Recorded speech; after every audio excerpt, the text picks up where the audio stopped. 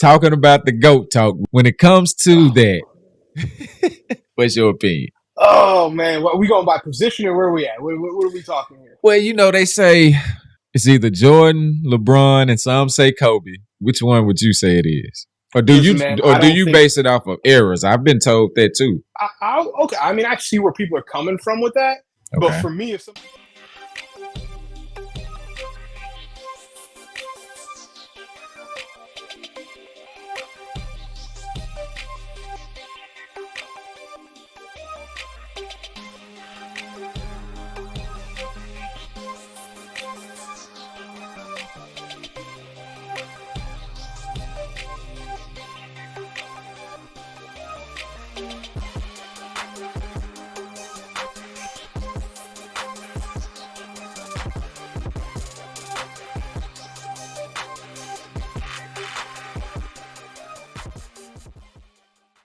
Yo, welcome to the Black Club. I'm your host and founder of the show, bnote.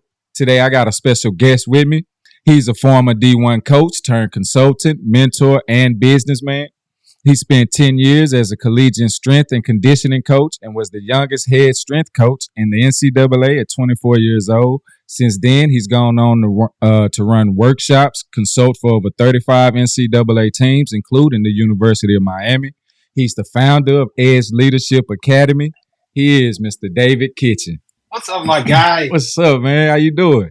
Man, I'm fired up, man. I'm excited to do this, brother. I love what you're doing.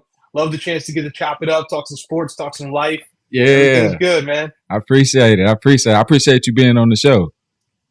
For sure, man. For sure. I always enjoy doing this stuff. Like for me, man, it's good. One, it's a great way to connect with people. Yeah, And yeah, two, man, it's a way to provide value. And ultimately, like that's what I'm on this earth to do. Is to help yeah. people out and try and give people some lessons that I wish I learned. That I learned the hard way, help them learn it the Right, easy way, and right. try and share value for people, man. So that's what it's all about for me. That's what's up, man. You had spoken sports. We're gonna talk some sports. With the college season already started. How do you feel about the changes, the conference changes? You think it's better for football so far from what you've Yeah, seen? yeah, I mean, one, I've seen a lot. There's been a lot of competitive games this year, man. Just through the first three Yeah. weeks or first, really 2 weeks that have gone on. If you count week zero, it's three. But a lot of competitive football, and I love that. I think I was against the transfer portal at first, so I'll be honest. I didn't really like all the Oh, movement. I didn't like all that. yeah, I felt like it was going to kind of change the way the game was. But what I do like and what I've seen is you're seeing a lot of guys from lower levels like Division 1 AA, Division 2, all of a sudden pop up at these mid-major yeah, schools and they're yeah, balling. yeah, And now all of a sudden you have these opportunities, right, where it's a guy that can play at that level. I mean, maybe can play on Sundays, and now he's yeah. getting a chance. So I've really changed my tune about the transfer portal. This has been the first year that I've been like, this is kind of good for college football. Like, it's mixed things up a little bit. I love the conference realignment. I think it'll be really interesting as we get deeper into it and teams Yeah. start to get into those conference schedules. Like, that's going to get interesting, man, because there's no more cakewalks. Like, there Right. used to be some teams, like, if you were, no knock on the Pac 12, but if you're one of the top two teams in the Pac 12, I mean, you're kind of walking through the rest of your schedule. Overall, man, I think it's good for college football. I think some of the challenges are, again, going to be just the travel schedules. Like, I think, to try and manage that stuff, man, that's a lot for an 18 to 22-year-old Yeah. to be managing school and traveling across the country to play games. Yeah. You're studying in hotels. You got to bring the academic support usually comes with you at that level. So you have your academic liaisons are usually on the road with you. Yeah. So they're traveling with you to make sure the kids are getting their homework done. They have study time, all that stuff. So it's going to take a lot of organizing, a lot of logistics on the back end. But I think from a fan standpoint, I mean, it's football moving in the right direction. Yeah, yeah. And you had spoke of the NIL. A lot of that transfer portal stuff is because of the NIL. How do you feel about that now that you've seen the outcome? For sure. Yeah, I've seen some of the outcomes, and honestly, same thing, man. Originally, I wasn't sure how NIL was going to play out. I was kind of disappointed in the NCAA for just punting and just basically saying, "Hey, we're going to stay out of it. Y'all figure it out," and just letting it be the Wild West. Right. But I think it's kind of evened out now. I think it's kind of started to find some sort of balance. But that being said, man, it still makes it difficult when you start to talk about pay for play and you start to talk, and I know technically it's not pay for play, but it's pay for name, image, likeness. When you start to talk about that, there's going to be those discrepancies, right? Because now the question doesn't become who's a great recruiter. The question becomes how much does a top tier quarterback cost? Yeah. How much does it cost us to go get a guy that's going to help us win 9 games? Yeah. Right? What does that look like? And then you start to have guys reset in the market, right? So you have obviously Caleb Williams came out and got his bag, good for him. Yeah. You have Marvin Harrison came out and made his bag, good for him, right? And now you got guys that are looking at it. Arch Manning, who's sitting behind Quinn Ewers, which obviously Quinn just got hurt this past week, so that changes things up in Texas a little bit. Yeah. But you have these guys where it's like, okay, we're paying not the university necessarily, but our boosters and our supporters are paying this kid $2 million to sit on the bench, right? Now the coach gets pressured. Do I start this kid? Yeah. Like he's a true freshman. Maybe he's not ready, but the boosters are saying, hey, we put $2.4 million behind this guy. Like we want him to go in and be able to compete, right? And so I think it does change the landscape. It does change the dynamics from a coaching side. But ultimately, man, these student athletes and these kids, like, there's no guarantee that you're going to the league, man. There's a lot of kids that went and played, high level football that are selling insurance somewhere, or you know what I mean, or doing something else, whatever. Not that there's anything wrong with that. I'm just saying that's the reality. So, like, if you can come in and you can take full advantage of your athletic ability and make money that you can then put into the right projects and set you up for that next stage of life, then that's great, man. I think it gives kids options, right? Because the other thing that people don't realize is not all of these kids love football.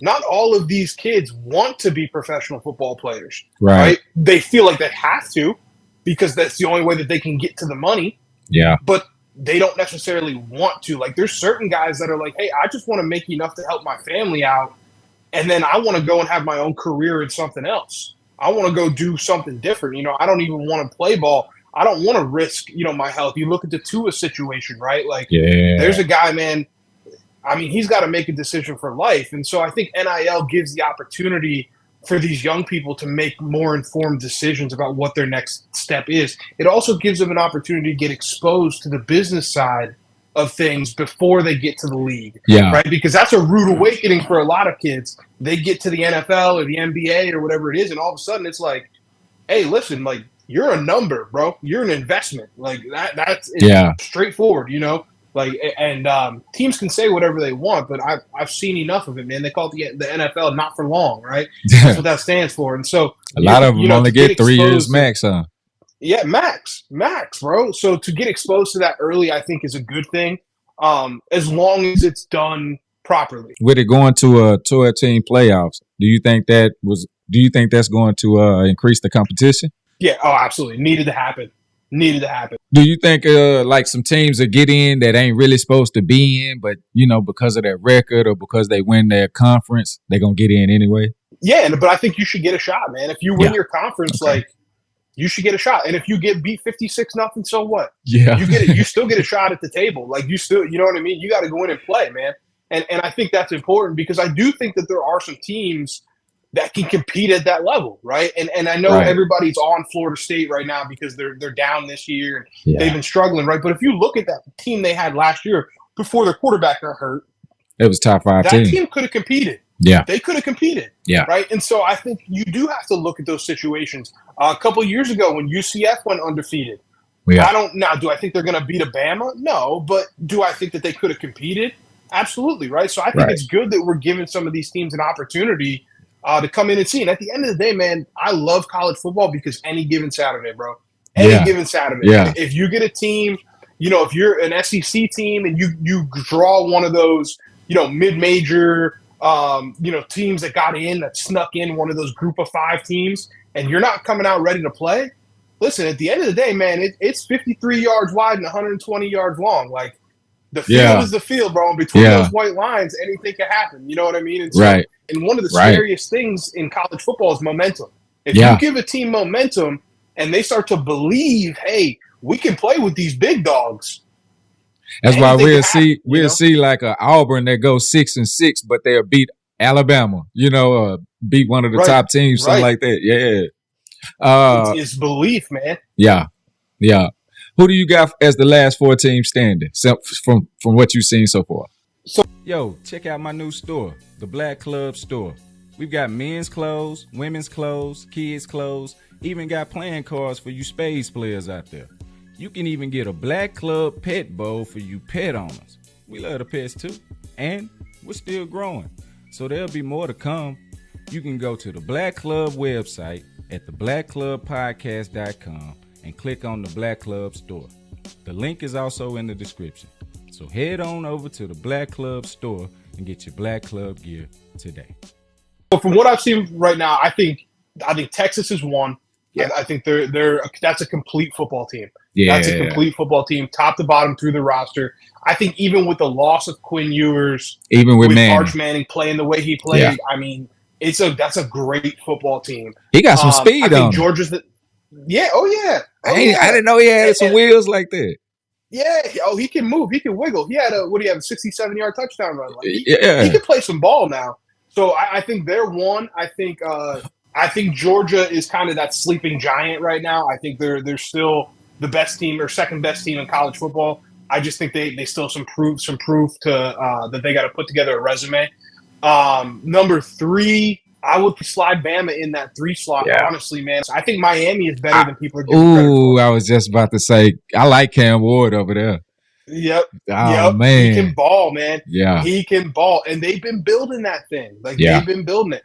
I think Oregon's overrated. I truly do. I don't think they're as good as people think they are. Yeah. I'm not completely sold on Dylan Gabriel. No. I don't think he's consistent enough for me. Okay. He's not the guy that I want to see all the time. Now, he was humming this past week when they played Oregon State. I believe at one point he was 13 for 13 passing. So he did his thing, but I don't think he's the Heisman caliber player that people are saying he is. Now, I could be completely wrong, and I hope he hears this and flips it on me and says, "Yo, watch this." Because I just love watching greatness. I love watching people compete. So if I can be that bulletin board material, man, hey, by all means, Dylan Gabriel, if you hear this, go get you some. Yeah. Tell me I'm wrong, because I love watching that. So how do you feel about Colorado so far? What you've seen?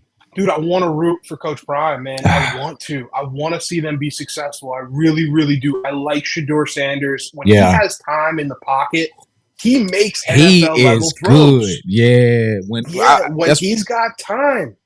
He has to have time.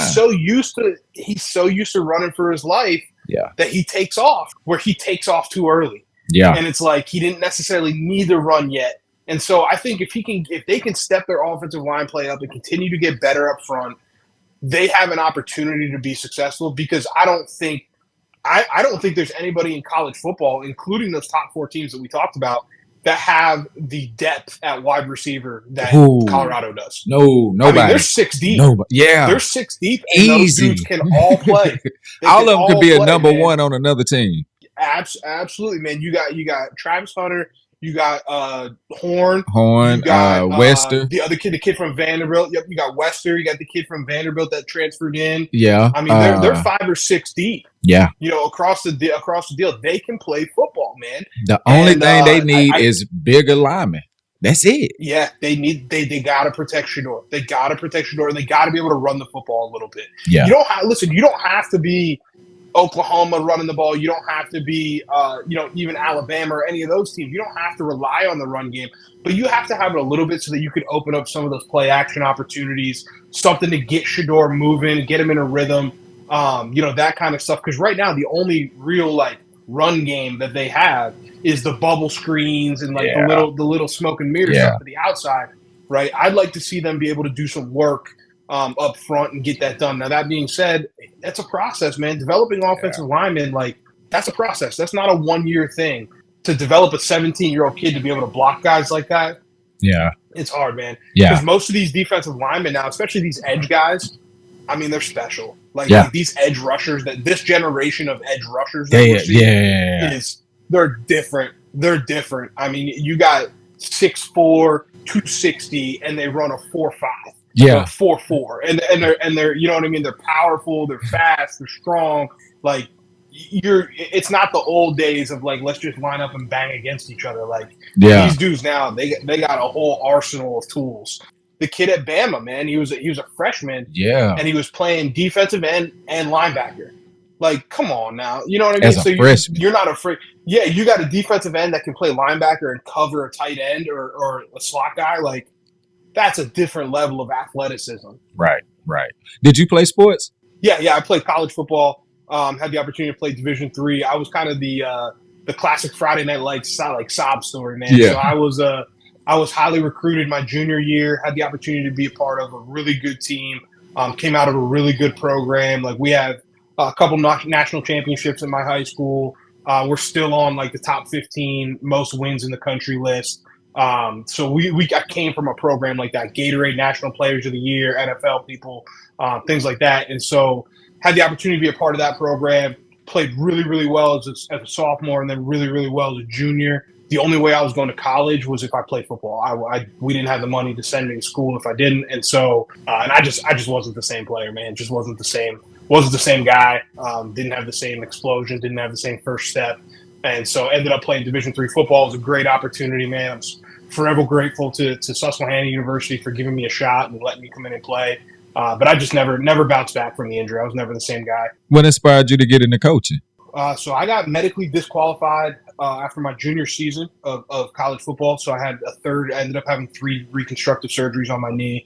And so they said, hey, we can't clear you to play anymore. And at that point, man, I was so angry and so bitter about the game that, like, I didn't even go to another game. I lived with all football players, and I didn't even go near the football facility. Like, I stayed away from it. I didn't go watch them play.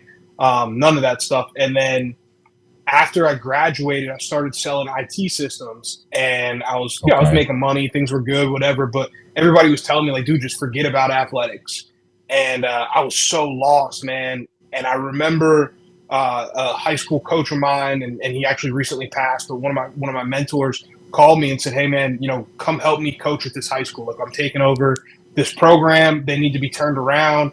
You're the kind of guy that can come in and help right away, and this, that, and the other. And I'm like, bro, I haven't been around the game in, at that point, 3 years. Like, I'm like, I don't even think I need to do that. Like, I don't know, man.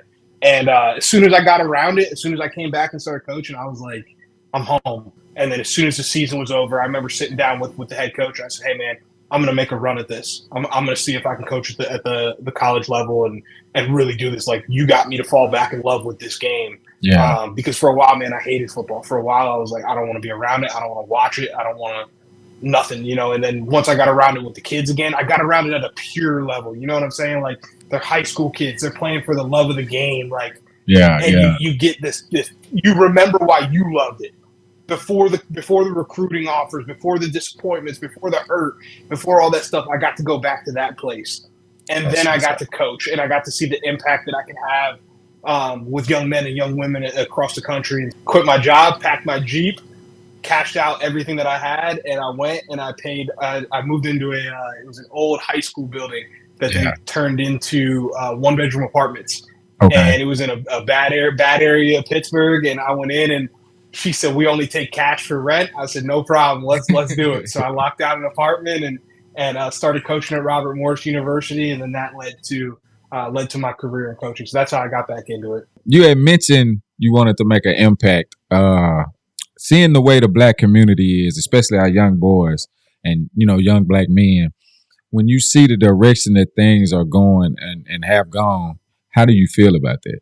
Yeah, man, I think there's a responsibility for us as Black men to set the example, right? And I'm a statistic. I never met my dad. Like, I'm fatherless, when it comes to that. So I grew up in that. And so I've always felt the responsibility to be a role model, you know what I mean, for other people and for kids that were like me that didn't have a dad growing up. And I didn't have a Black coach until I got to college, right? So, like, I've always felt a responsibility to show these young men that, hey, there is people that look like us in these positions. And not only that, it's not just being in the position, but it's how you handle the position, right? Like, what you do with the platform, what you do with the opportunity, and showing people that, and I held that very, very closely during my coaching days, and even more so now as an entrepreneur and what we're doing with what we're building here, from a business standpoint, but also, just speaking out on social media and being a platform and a voice for positivity, right? And trying to show people like, hey, there's other options out there. There's ways that we can move forward, and those things are through collaboration, not competition, right? Like Right. I think as young black men, like we kind of get conditioned to where, and it's not necessarily our fault. It's just that resources are slim, right? So you got to compete to go eat, right? And so it's Right. like that puts in our mind that okay, this dude next to me is my competition, right? And what we don't realize is if we work together, we go even further. Yeah. You know what I mean? And we can do things with our own flair, and we can do things our way. When it comes to doing that and trying to get them to change their mindset, how do you go about? What's your approach? It's a tough thing, brother, and it's hard when the world's telling you one thing, and you know what I mean. You're trying to learn, you're trying to figure it out. Coming to terms with the idea that you don't have to be what the world wants you to be, or what the world's telling you you are. You can be whatever you want to be, right? And so I think instilling that confidence in people is so key. Of like, hey, you are the author of your story. You can be whatever you want to be. And so one of the things I talk about all the time, and I put it up on the slides, man, when I present, like, you know, I tell people, hey, I'm gonna tell you a story, right? And the story's about a young man that never met his father. His stepfather was a heroin addict. He was kicked out of school in third grade. Who is that person? And they're like, oh, I'm like, that's me, right? Like that's my story. And so we have to understand the difference between commas and periods, because each one of those things that I just mentioned to you, a lot of us put periods, right? And they put periods there and they say, I never met my father, period, right? When it could be, I never met my father, comma, so I went on to impact as many young men as I possibly could, right? I got kicked out of school in third grade, period. Or I got kicked out of school in third grade, comma, and I went on to get a doctorate. Like, those are two very different, you know what I'm saying? So I think that's a big piece of is getting people to understand, don't ever let somebody put a period where a comma is supposed to be in your life. But that requires you taking control, right? You have to say, hey, I'm responsible for my choices. It's not anybody else's fault. It's not nobody's coming to save me. I am responsible for my decisions, and I'm going to write my own story, right? And the analogy that I always talk about is understanding that heroes and villains have the same backstory, right? So if you look at a hero and you say, okay, how did he become a hero? Well, the world hurt him. And so he said, I'm never going to let anybody else feel this hurt again. And then you look at a villain and you say, well, why? How did he become the villain? Well, the world hurt him. And so he said, I'm going to make everybody else feel my pain, right? That's a decision. You got to make the decision. Again, I know I'm one of one and I'm speaking only about myself here, but it's the lessons that I've learned throughout my life where like I could have looked back and said, I could be angry. I never met my dad. I had these problems. I never got these opportunities, whatever. I could have done that. Right. And there was times where I definitely fell into that. But by deciding and understanding, hey, nobody's coming to save me. Nobody cares, man. The world doesn't care. You feel me? And it's like, it's one of those things, man. I mean, I could show you right here. That's a whole list of everything the world owes you. And that's blank paper. There's nothing on it. When I researched you, I noticed that you speak a lot about leadership and business, and also leadership in business. For the beginners, what's your advice to them? Be you. Absolutely, 100%. You can't be anybody else. People smell that a mile away. And so you have to get very, very clear on your vision, your mission, and your values, right? So what do you want at the end of your life? What are you going to do on a daily basis? Like what can people expect from you? And then what values are non-negotiable? What are the things that you fight for in your life? Because when you start a business, man, it's really hard because when you first start a business, you have this need for external validation, meaning I need other people to tell me I'm good because I got to prove that, right, to sell it. But you have to get rid of that really quick. So the minute you make your first sale and you get your first good review and people are like, hey, your product is good, from that point on, you got to focus, okay, internally now on, all right, I can't constantly be seeking external validation because the world's going to tell you a million different things, right? It's just the way it is. And so you have to be absolutely rooted in who you are and how you're going to show up on a daily basis, right? Because building a business and being an entrepreneur is hard, man. Like we look on social media and you see the glamour and the nonsense and the dudes got supercars and the chains and they're talking about, man, I did all this by going to 7 different banks and opened 7 lines of credit. And I got 150,000 in funding in one day. And then I went and bought 7 self-storage units and we flipped them into. That's not the way it goes. I'm sorry. That's not the reality. The reality is you're going to have to work 10 times harder than you think you do for 10 times longer than you think it's going to take. That's the reality of it. And there is going to be days and nights where you are going to sit there with your hand in your head. I don't care how strong you are. You're going to be sitting there in a crumpled ball on the floor with your hands in your head going, I don't know if I'm going to make it through this. Yeah. And if you don't know who you are in that moment, you won't make it. You have to know who you are. You have to be able to lean back and say, no, I know what I want at the end of my life. I know what my mission is on a daily basis, and I know how I want to show up. Because if you're not clear on that stuff, you'll get tempted to start doing other things. And you'll get tempted to take shortcuts. You'll get tempted to go make these momentary cash grabs and do something over here just to grab some money real quick. I call them like comparison decisions, where it's because you're looking left and right. Right. You stop focusing on your process. So you just got to stay focused on your process, but you got to know who you are, especially when you build a team, right? Once you get past that solopreneur point where now you got people around you, you don't understand the pressure until you're in that seat of like, hey, I'm now responsible for this other man or woman who put their family's fate in my hands. So it's not about me anymore. Yeah. So I have to show up for them, right? And I tell my team all the time, like, when we're going through tough times as a business, because there's ups and downs. That's the way the world works. Right. When you're going through tough times in a business, I remember having this conversation with my team. We had a particularly tough quarter. Things were tough. It was right at the end of the pandemic. And I said to them, listen, I want you guys to feel a sense of urgency, but I don't want you to ever feel the pressure. The pressure is mine as a leader. That's on me. Put that weight on my shoulders. I want you to feel urgency that we're trying to get something done, but I don't want you to feel pressure. If I didn't know who I was, I would have loved to let them feel the pressure, because then I didn't have to feel it myself, right? Right. And so you have to be willing to sit in that and say, no, this is on my shoulders because I know who I am and I know I'm built for this. And so when I talk about leadership in business, man, that's where it all starts. Yeah. Yeah, I like that, Coach. You got a favorite NFL team? I noticed you Birds fan. Come on. Eagles? Yeah, come on now. Yeah. Oh, yeah. I like that. What you think about them so far? Man, honestly, week one, I was underwhelmed. Week one, I thought we needed more out of Jalen Hurts week one. Week two was a little bit better. I think on paper, they look like they should run to the Super Bowl. On paper, there's nobody in the league that has the offensive weapons that they have. There's nobody. Yeah. The question mark is going to be, one, can they stay healthy, right? Like defensively, the secondary was already banged up. There was already some guys missing.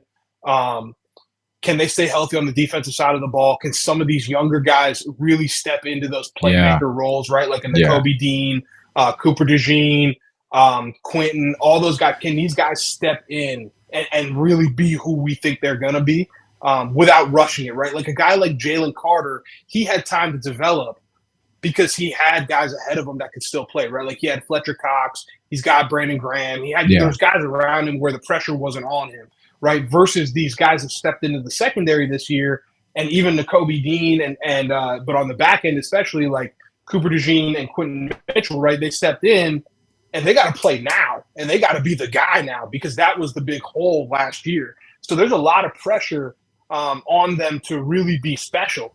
Right. And now I think, obviously having some veterans around them will help. And Reed Blankenship's been around a little bit. He's in his third year as a starter now, so like he's done it. You got CJ. Like there's some players around them that are really special too.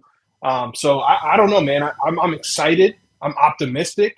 But I'm a show me, don't tell me kind of guy. And so it looks good on paper, but let's see what it looks like week 7, week 8. Can we keep it together for a whole year? And then I think obviously, staying healthy up front is going to be the other big thing. Staying healthy on the offensive line. Obviously the center situation, you lose Jason Kelce, you got a new guy stepping in there trying to figure it out. Yeah. That's hard to replace from a leadership standpoint, from a culture standpoint. That's a big loss. That's a loss. And so it'll be interesting, man. It'll also be interesting to see. I think Jalen Hurts will be fine with limiting his carries, because now they have Saquon, they have a back they can lean on. But it'll be interesting to see how that impacts his game. So who you got this year in the Super Bowl? I know you got Philly going. Who you got meeting? Yeah, love to see the Birds, man. I again, until somebody beats them, man, Kansas City. You talk about complete teams, like I think they're a pretty complete football team. I mean, I really do, man. I think obviously, it's early in the year. Birds look great this time of the year last year, right? Look what happened to them. Right. So I think it's a little early to cash it all in and say, hey, here's what it's going to be. But it's hard to bet against Patrick Mahomes, man. It really is. Yeah, yeah. You know who I got coming out the AFC. Even though I'm a Patriots fan, I hate to say it, I kind of want to see the Jets. Yeah, and You know what? Hey, listen, that's a talented roster, though, man. That's a good That is team. a talented roster. And it just take them, it's going to take them time. Aaron Rodgers, it always take him 4 games anyway, the first 4 games of every season. And so they're going to be scary. Him and Garrett Wilson, man. Mike Williams. Breece Hall, Mike Williams. And then defensively, man, they're loaded. Their secondary stacked. Oh, yeah. If they can get Reddick, big dog up front. Yep. If they can get Reddick. Yeah, well, that's true. They got to figure that out. Yeah, they got to figure that out still. But do you have a brand or a business that you would like to promote? Drop by the club. Let us share your story your way. Go to the Black Club website at theblackclubpodcast.com and click on Be a Guest. The link will also be in the description. Let us see what kind of magic we can create together. But they paid what's his name, Quentin Williams. They paid him last year. Yeah. So he's back. He's playing carefree football because he got paid. Yeah. Right. You got that's about the only team that I think, as far as just being Josh Allen and all that. But I can't see nobody. I don't know, man. Because here's the other thing, though. I haven't been overwhelmed in the past. It's only 2 weeks, but haven't been overwhelmed with the Bills' offense. Like, I like Josh Allen. I think they need, maybe 1 or 2 more weapons. I think that would really change things for them. I don't think they have enough, right? I don't think Keon Coleman's the answer. Like, I know everybody's hyped up to see him go this year, but he hasn't done anything through 2. So it'll be interesting, what he does the rest of the way. I don't know. I'm not sold on their offense. I'm sold on Josh Allen. It's not him. He's not the problem. Yeah. Right. But I think they got to find some other answers. What about Cleveland? I don't really know how to judge them. How do you even analyze them, man? You just watch them play. You hope for the best. Yeah. They're going to break someone's heart at some point during the season. Like, at some point during the year, they're going to win a game they shouldn't win. Yeah. And people are going to get in on them and be like, hey, let's go. Yeah. It's Cleveland, bro. it's Cleveland, man. It's hard. It's hard. Hey, Justin Fields got Pittsburgh looking pretty all right. Decent. You'll never sell me on Justin Fields. You'll never sell me on him, bro. I said this when he got drafted, man. I said it. I said, listen, I speak my heart when it comes to football. I said it when he got drafted, man. When Chicago drafted him, I remember watching the draft with my brother. I looked at my brother and go, "That's a mistake." You think he's? You don't think he? I don't think he's the real deal, man. I don't. I don't. I think that was a winnable roster in Chicago. I think they had a roster of people that he could have won, but I just don't think he could get it done. Your top 5 QBs playing today. Who you got? I mean, I think a healthy Aaron Rodgers has to be on that list. Okay. I don't know if he's won, but he's on the list. Mahomes got to be one. It got to be Mahomes. Got to be one. Yeah. Mahomes is one. Yeah. I think a healthy Aaron Rodgers would be a 2 or 3. Yeah.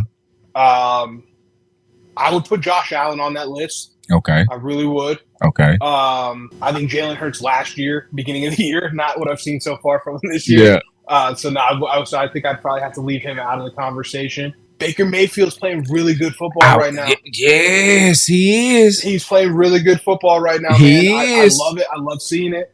He's playing really, really good football right now. They surprised me when they beat Detroit. Well, I would put Lamar up there. I would put Lamar on that list. Top 5 quarterbacks playing right now. Okay. What about Kyler? How you think he's looking? Again, he's another one. I'm not sold. Okay. He got to do something first. I'm not sold on him. Yeah, he's got to do something for me. I think he's good in flashes. I think he's an unbelievable athlete. I think he's one of the best athletes in the NFL right now. Yeah. But he's got to do something. He's got to show me. He's got to show me a little bit. Like Lamar Jackson, when he came into the league, like he showed it, but it was like there were spurts, but then he started to really like it was like one game, then it was 3 games in a row, then it was 5 games in a row, then it was okay, he's here, he can do this thing. He here now, Kyler Murray's like he'll play good for a game, then he's down for 2, then he's up for 2, then he's down for 1, then he's up for 3. Like it's just this thing that it's like, bro, that can't be the answer. I never really worried about watching Kyler until after week 10 because once his teams, they always get to like 6-3 and then they fall off. What are some of the most common mistakes that you've seen kids make when transitioning from college to the NFL? Not being ready character-wise. That's the biggest mistake. Not being ready character-wise. It's if you don't do the work on yourself to build the systems and the habits to be a pro, it's really hard to try and turn that on when you're already in the grinder of the NFL, right? Because the NFL don't wait. It's like trying to grab a speeding train. Like they're not going to wait for you to catch up. Yeah. You know what I'm saying? And so if you don't have the habits, and I'm talking about physically, emotionally, mentally, spiritually, like financially, if you don't have all those things already taken care of, it can be really hard to succeed in the NFL. And so the guys that I saw that didn't make it were guys that didn't conduct themselves like pros before they got there. The guys that acted like pros when they were in college were the guys that were successful in the NFL. And the other thing is just understanding too, like you have to be able to deal. And again, this comes back to the ability to emotionally regulate. Like you got to understand that you're not going to be the best dude on the field every single day. You're just not, man.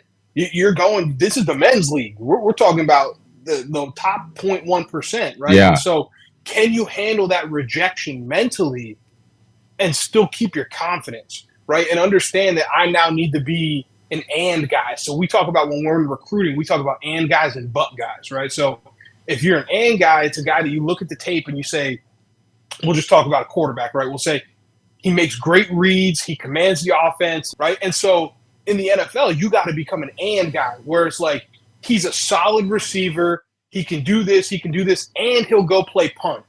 And he's a great locker room guy, and he'll run down on kickoff. Like, can you do that? And if you can't check yourself emotionally, you're not going to be able to be that and guy, right? Yeah. And so you have to be that, you know. And so the biggest mistake again is just trying to wait until you're there to develop the habits that it takes, right? And again, it's from a recovery standpoint. Like, are you taking care of your body?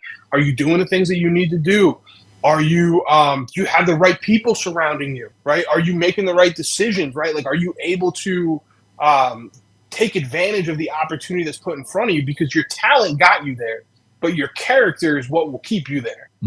Okay. When you came up with Edge, what was your inspiration behind founding it? Yeah, so like I said, I spent 10 years in the college world, and I saw across all sports, not just football, not just basketball, you know, all of them, I saw some issues with the way that we were choosing leaders. And what I mean by that is we were waiting for kids to be seniors, or we're waiting for a kid to be a playmaker to make them a captain. Yeah. And to me, I was always like, that title doesn't make them a leader. Right. What makes them a leader is whether they're a room tilter, whether they're someone that when they step in a room, the energy shifts towards them. Yeah. Right. Like, to me, that's a leader. And so I got the opportunity to see really great leaders, and I got the opportunity to see some really poor ones. And I mean that all the way from players to coaches to administrators to athletic directors. I mean, up and down. Right. And so I really got obsessed is the best word to use it. I got obsessed with this idea of leadership and what it took to build a great leader. Okay. And so I started to build these curriculums out, and I would teach them to my staff, and then I would teach them to the student athletes that we were working with. And then I had a young man that came in my office, and he was the best leader I had ever coached. Kid was phenomenal. He's making a lot of money playing his sport now. And he came in my office and he said, "Coach, I've been the best player on every team I've ever been on, and everybody's always telling me to lead, but nobody ever taught me how." And I was like, damn. Okay, so if this kid feels this way, how many other people feel this way? Yeah. Because here's a kid who's doing it, and he just doesn't know that he's doing it, right? And so that was the inspiration behind it was, okay, I want to make sure that other people understand how to build these leadership skills and understand that this is a process and that these are skills that you can replicate and you can scale them and you can teach them over time, right? Yeah. You got to Yeah. lead yourself first before you can lead anybody else, right? And so that's what we help people do. And then we obviously scale that to teams and to organizations. When it comes to your business and your career, your legacy, where would you like to see yourself in the next 5 years? Man, 5 years is quick. Or let's say 10. Yeah, I mean, 10 years to me, man. That's quick I will too. have. I already. It is, but it's not. See, here's the thing. Like, I think in long time horizons, but Yeah. I know that I'm trying to operate rapidly because I don't know, and none of us do, right? You don't know when it's over. Everything's rolling right now, but the show could stop tomorrow. I could walk outside and get hit by a garbage truck and it's all over, right? Yeah. And so I know I still need to operate with a sense of urgency. And so when I look at where we're at now, where we're going to be in 5 years, 10 years, to me, this is just the beginning, like I said. So I'm already a minority stakeholder in some other businesses. I own a couple other things. But from there, the growth will be becoming a serial entrepreneur, really building out the whole portfolio of businesses. And to me, when I think about building businesses, I want my portfolio to feed itself, right? So to feed each other. Yeah. So for example, we have Edge Leadership Academy. I'm also a minority owner in a tech startup, and that tech that will eventually play into what we do with the leadership piece. I also I'm in the process right now, early processes.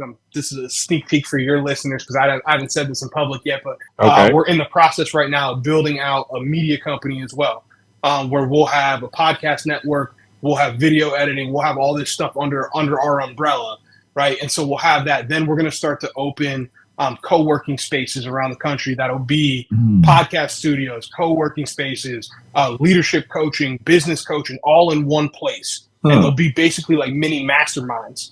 And so if you're an entrepreneur like me, where you're traveling a lot, you can always have a home office surrounded by new entrepreneurs and new masterminds. You can always have a podcast studio ready for you. Yeah. So we're in the process, man, of building this whole ecosystem that's going to be the whole Edge family, and the larger company, the holding company that owns all of that is actually called BT1 Ventures. So that's my company. Which is all about being the one, right? Be the one in your family that changes everything. Yeah. Changes the way we look at education, relationship, leadership, business, finances, all of it, man. Be the one. And so we're trying to build this entire ecosystem that really supports that, right? And there's going to be some other things that are involved in it. But 10 years from now, everybody will know who we are and what we're doing. Yeah, okay. I like that.